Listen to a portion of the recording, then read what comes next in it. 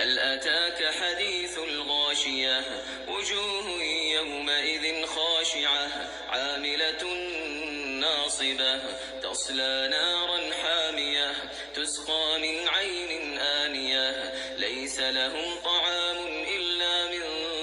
ضريع لا يسمن ولا يغني من جوع وجوه يومئذ ناعمة لسعيها راضية في جنة عالية لا تسمع فيها لاغية فيها عين جارية فيها سرر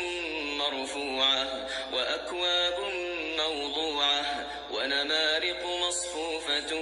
وزرابي مبثوثة أفلا ينظرون إلى الإبل كيف خلقت وإلى السماء